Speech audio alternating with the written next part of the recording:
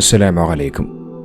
അശ്ലീല ചിത്രങ്ങളിൽ അഭിനയിച്ചിരുന്ന ഷക്കീല എന്ന് പറയുന്ന ഒരു സഹോദരി താൻ തൻ്റെ ജീവിതത്തിൽ ഇതുവരെ ചെയ്തു പോയ സകല പാപങ്ങൾ പൊറുക്കാനും പടച്ചറബിൻ്റെ കാരുണ്യം പ്രതീക്ഷിച്ചുകൊണ്ട് ആത്മീയതയിലേക്ക് മടങ്ങി ഈ പരിശുദ്ധ റമളാൻ മാസത്തിൽ പരിശുദ്ധ ഹറമിലേക്ക് ഉംറ കർമ്മം നിർവഹിക്കാൻ പോയതിൻ്റെ ആ വാർത്തകൾ വലിയ രീതിയിൽ ചർച്ചയായി മാറി. ആ ഒരു വാർത്ത സമൂഹമാധ്യമങ്ങളിലും വാർത്താമാധ്യമങ്ങളിലുമൊക്കെ ഇത്രയധികം ചർച്ച ചെയ്യപ്പെടാനുള്ള കാരണം അവർ അറിയപ്പെടുന്ന ഒരു വ്യക്തി ആയതുകൊണ്ട് തന്നെയാണ്. പർദ്ദ ധരിച്ച് തലയിൽ മക്കനെയും ഇട്ട് അവർ ആ പരിശുദ്ധ ഹറമിലേക്ക് ഉംറ കർമ്മം നിർവഹിക്കാനായി ആ എയർപോർട്ടിലേക്ക് പോകുന്ന ഒരു കാഴ്ച ലക്ഷക്കണക്കിന് ആളുകളാണ് സമൂഹമാധ്യമങ്ങളിലൂടെ കണ്ടത്. ആ ഒരു വീഡിയോ കാണാത്തവർക്ക് വേണ്ടി ഞാനൊന്ന് കാണിക്കാം.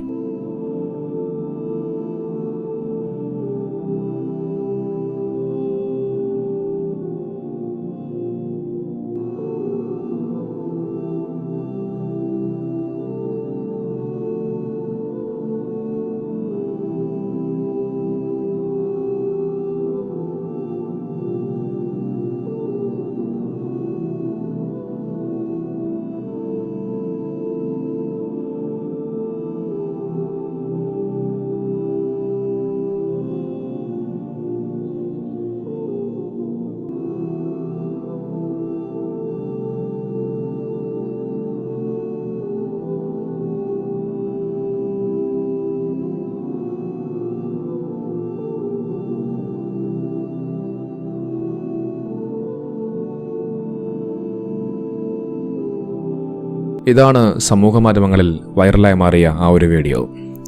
എന്നാൽ ഷക്കീല എന്ന് പറയുന്ന ഒരു സഹോദരി ആ ഒരു ഉംറയ്ക്ക് പോകുന്നതുമായി ബന്ധപ്പെട്ട് കൊണ്ടുവരുന്ന വാർത്തകൾക്ക് താഴെ അല്ലെങ്കിൽ ആ വീഡിയോകൾക്ക് താഴെ അവരെ നിരന്തരമായി പരിഹസിക്കുന്ന, കളിയാക്കുന്ന, വിമർശിക്കുന്ന പല കമൻറ്റുകളും കാണാൻ സാധിക്കുന്നുണ്ട്. ആരോഗ്യമുള്ള കാലത്ത് സകല തോന്നിവാസങ്ങളും കാണിച്ചിട്ട് ഇപ്പോൾ പ്രായമായപ്പോൾ ഈ പരിശുദ്ധ ഉംറ നിർവഹിച്ചതുകൊണ്ട് എന്ത് പ്രസക്തിയാണുള്ളത്? നിങ്ങളുടെ പാപങ്ങൾ അള്ളാഹു പൊറുക്കുമോ? നിങ്ങൾ അത്രത്തോളം വലിയ മഹാപാപങ്ങൾ ചെയ്ത വ്യക്തിയല്ലേ നടക്കമുള്ള അവരെ വിമർശിക്കുന്ന പല കമന്റുകളും കാണാൻ സാധിക്കുന്നുണ്ട്. യഥാർത്ഥത്തിൽ ആ കമന്റ് ഇടുന്നവർക്ക് ഇസ്ലാമിന്റെ മനോഹാരിത അവർ തിരിച്ചറിഞ്ഞിട്ടില്ല എന്നുള്ളതാണ്. നോക്കൂ, ഏത് വലിയ പാപങ്ങളും ഏത് വലിയ വൻപാപങ്ങളും പൊറുക്കുന്നവനാണ് അല്ലാഹു സുബ്ഹാനഹു വ തആല. ചെയ്തു പോയ സകല പാപങ്ങളെ ഓർത്ത് പശ്ചാത്തപിച്ചുകൊണ്ട് ആ പടച്ചറബിനോട് പാപമോചനം തേടിക്കഴിഞ്ഞാൽ തീർച്ചയായും പടച്ചറബ് അത് പൊറുക്കുക തന്നെ ചെയ്യും. കാരണം അല്ലാഹു സുബ്ഹാനഹു വ തആല പശ്ചാത്താപങ്ങൾ സ്വീകരിക്കുന്നവനാണ്, എല്ലാ പാപങ്ങളും പൊറുക്കുന്നവനാണ്. ഇസ്ലാമിക ചരിത്രത്തിലെ ഓരോ സംഭവങ്ങളും അത് നമ്മോട് വ്യക്തമായി പറഞ്ഞു മനസ്സിലാക്കി തരും. ഒരു കാര്യം നമ്മളെല്ലാവരും മനസ്സിലാക്കേണ്ടതുണ്ട്, ഈ ലോകത്ത് ഒരു മനുഷ്യനെയും ജഡ്ജ് ചെയ്യാൻ നമുക്കാർക്കും അധികാരമില്ല. അത് പടച്ച റബ്ബായ അള്ളാഹുവിന് മാത്രമാണ് അതിൻ്റെ അധികാരമുള്ളത്.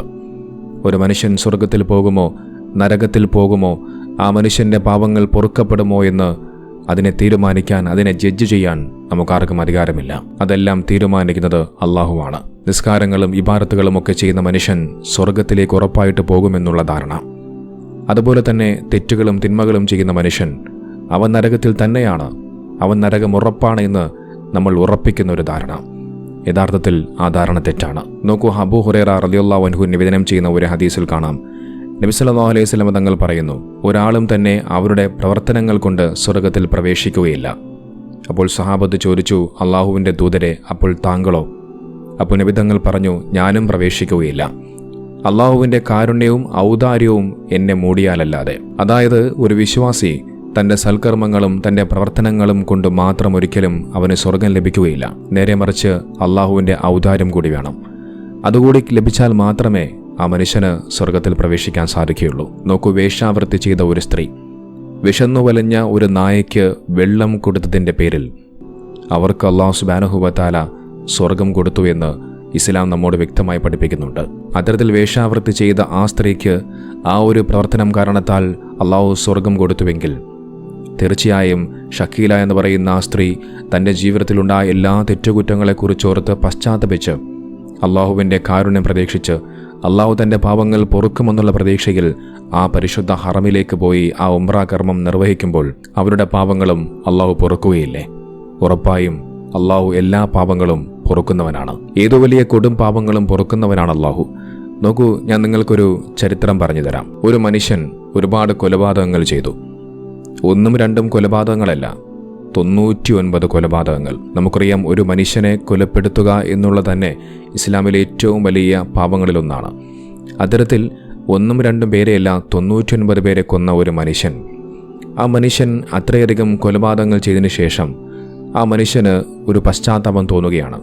താൻ തൻ്റെ ജീവിതത്തിൽ ചെയ്തു പോയ ആ പാപങ്ങളെക്കുറിച്ചോർത്ത് ആ മനുഷ്യൻ പശ്ചാത്തപിക്കുന്നു. ഇനി അങ്ങോട്ടുള്ള ശിഷ്ടകാല ജീവിതം അള്ളാഹുവിന് വേണ്ടി ജീവിക്കാൻ, അള്ളാഹുവിന് വേണ്ടി ഇബാദത്ത് ചെയ്യാൻ ആ മനുഷ്യൻ തീരുമാനിക്കുകയാണ്.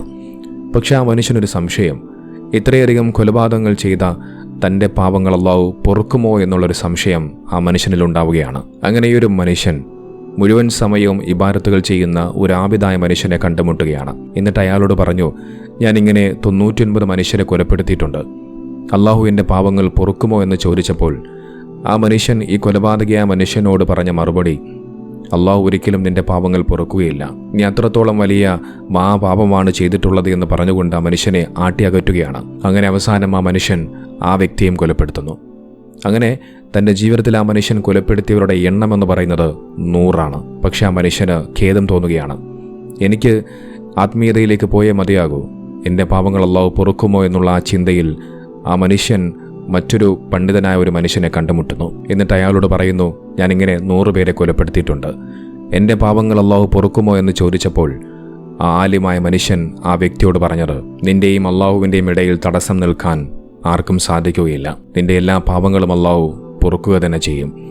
എന്നിട്ട് ഈ പണ്ഡിതനായ മനുഷ്യൻ ആ വ്യക്തിയോട് ഒരു കാര്യം കൂടി പറഞ്ഞു വെച്ചു, നീ ഇപ്പോൾ താമസിക്കുന്ന ആ ഒരു പ്രദേശത്തു നിന്നും നല്ല ആളുകൾ താമസിക്കുന്ന മറ്റൊരു പ്രദേശത്തേക്ക് നീ എന്ത് ചെയ്യുക, മാറി താമസിക്കുക.